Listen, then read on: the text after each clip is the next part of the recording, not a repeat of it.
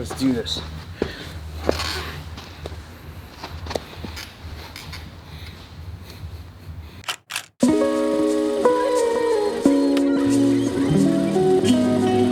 My name's Austin Toloza. I am the co-founder and co-owner of Hyper Strength and Conditioning in San Jose, California, where we nerd out and work out and turn humans into superheroes one workout at a time. I am born and raised in San Jose, California.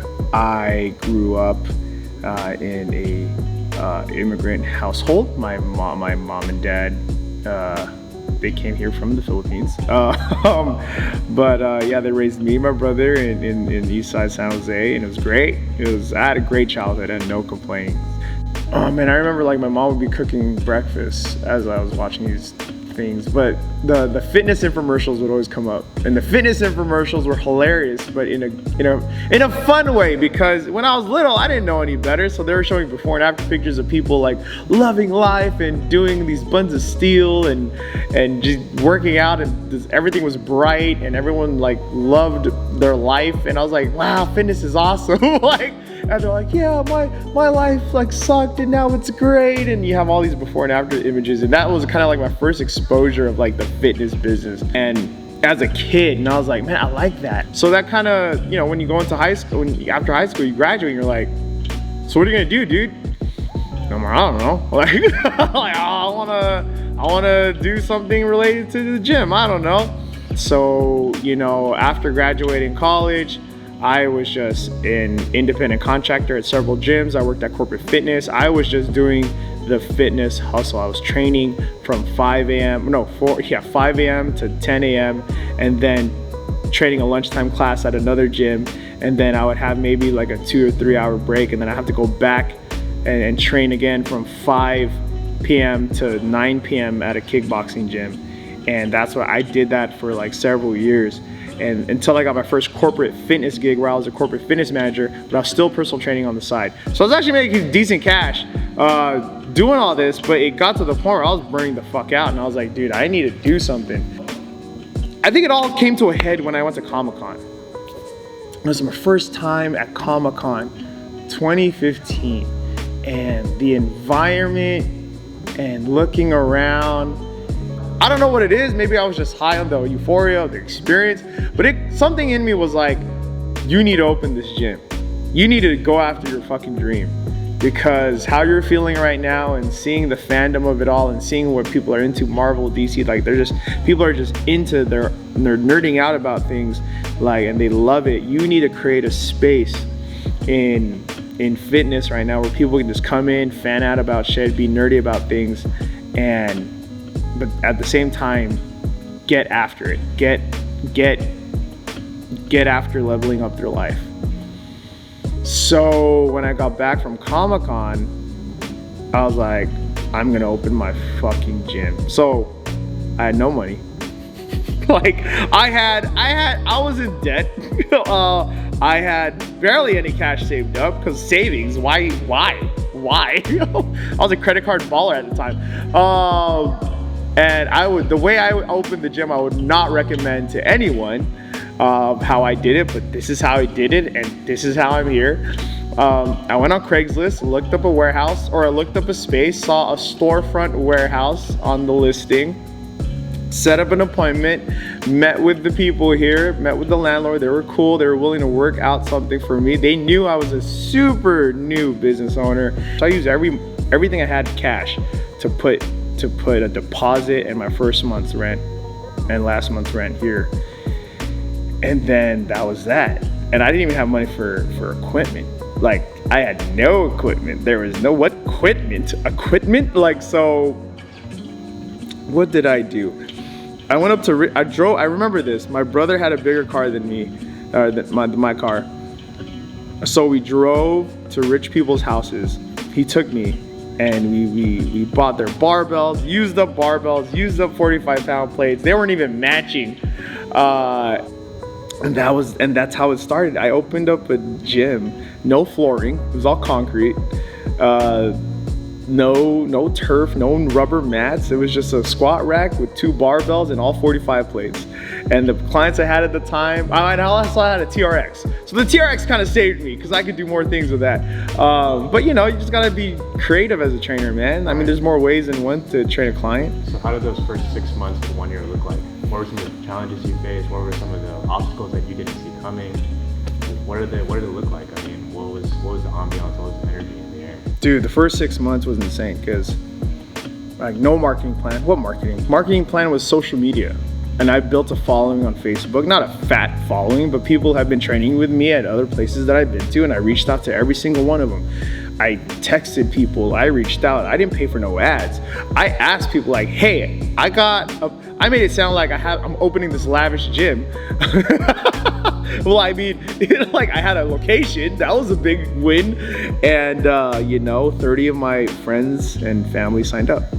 You know, I did have my sister-in-law, my brother, her boyfriend, they were like my first employees and they helped me out a fuck ton. So shout out to them. Even to this day when I need help with them, they'll if they have time, they'll help me out. And they were my first employees, you know, and I'm forever grateful for them. And they helped me kind of build this thing. They didn't know what the hell I was doing. I didn't know what I was doing. So after a year and a half, I quit my corporate gig and I was super all in. Like this is my life now. And between year 2 and year 4 was rough. It was just a lot of hustling at that point, a lot of just putting in hours, trying to get people to sign up, trying to figure this out. No ads, no nothing. You know, I was known as the nerdy gym. I put on events, I did all these things. I think year 3, one of my clients became my business partner. He invested into the gym because he knew we were struggling a shit ton. And he's like, dude, you're killing me, man. Let me try to teach you these things. Let me teach you some business principles that I know will help you in the long run. And so I sold like a good chunk of the ownership of the company to bring on board this entrepreneur, this business person that I trained to just guide me, to teach me. And he taught the shit out of me and my wife about the ins and outs and the brutalness, the grit of business and owning a business, all the way down to how do you negotiate things, how to talk to people, how to carry yourself. And because it all matters.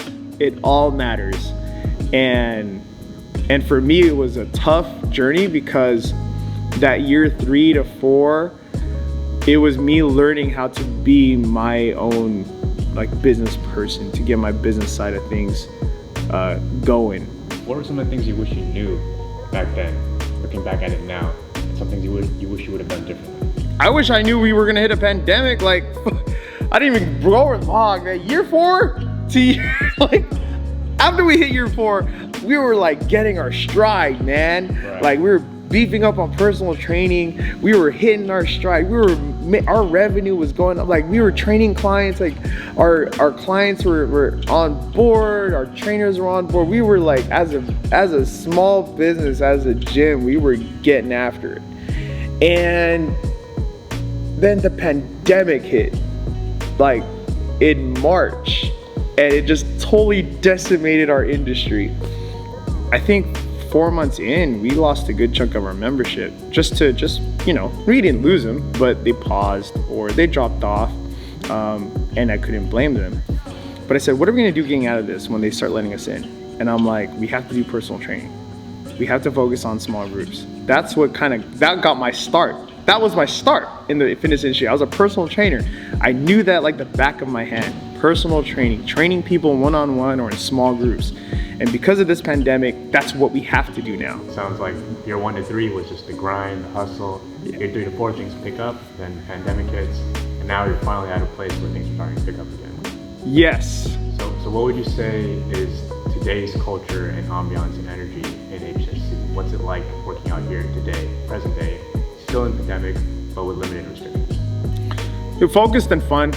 Those are the 2 things I could think about. I mean, it's the culture of the gym is still predicated on what I felt at that Comic-Con trip, which is like fandom and fitness and just, you know, being able to be yourself and nerd out about things. And it doesn't have to be Marvel, it doesn't have to be like DC or anime, it could be anything. But I want people feeling comfortable here. I want people having fun. with their coaches, but at the same time being serious about their game plan of whatever they're trying to do as far as fitness and strength and conditioning. And we want you to come in here and just have fun while you're here and work towards bettering your health with a guide and giving yourself that time to improve your life and level it up. So that's what we're all about. Oh man. So when I started dating my now wife, she was, man, this was back in 2008. But I remember our first date, one of the things I shared with her was like, I wanted to open a gym. Like that was like one of my main goals in life, was to open a gym. And I remember her, she was like, oh, that's interesting, that's cool. And that was kind of like a lightweight flex on her, because I was like, you know, I mean, I'm just like, I'm trying, you know, you try to peacock and be like, yeah, my goals are big, my dreams are big, I'm a man on a mission. Like the gym wouldn't have had existed, wouldn't have been born without her help. She does a lot of the back end stuff, a lot of the nitty gritty, the financials and all that. You know, when we opened the spot, we were planning a wedding. So she allowed me to use some of the wedding fund to open the gym, which is like, and I remember probably five to 6 years ago, she wanted to venture into pastry chef. Like this is before she got into tech, but she wanted to be a pastry chef. She started making these mochi donuts, and then we started bringing them to these gatherings, social distance gatherings where we just drop it off and they eat it. Then they would ask us, hey, where'd you buy these? And we kept getting those, and they're like, oh no, Giselle made them. Like, what, Giselle made these? Like, oh, can I buy these from you? I knew we were onto something when my business partner Mike, he ate some and he's like, where'd you buy these? And I was like, no, we made them. And he goes, I'm gonna sell these. And then I was like, oh no, we're gonna sell them. She supported us in our beginning, so now I'm gonna support her 1,000,000,000% on her new venture. And like she just thought, I told her like, you just do the baking, you do what you want to do, you do what you love, let me take care of all the rest. So I take care of all the sales, the marketing, the people facing, the negotiating or whatever we need, like ingredients, dishwashing, but she takes care of all the like the baking, the icing, the creative ideas, the art. And right. That's what it is. HSC Ube Donuts collaboration coming soon. You guys gonna be making donuts. There is something I have in mind called Mochi and Muscle. Mochi and Muscle. It's something. It's kind of like a play of like. There's a lot of fitness brands and food brands like Fitness and Foodies, and those that thing's kind of tapping off. And again, it speaks to the relationship that people have with food. People want to work out because they want to enjoy their food. They don't want to be guilty and all that. And there is a thing to that. It's not. I mean, there's a lot of fitness professionals and all that. Well, you can go back and forth and debate about it, but the reality is people, we are wired to love nourishment. And there needs to be a balance between, you know, working out and eating and all that. And that was like that. And once you hone it in, once you get that down, you'll be unstoppable in your lifestyle, in your healthy ass lifestyle. So yes, Mochi and Muscle will be a thing if it's not taken already, and I definitely have a plan to do that.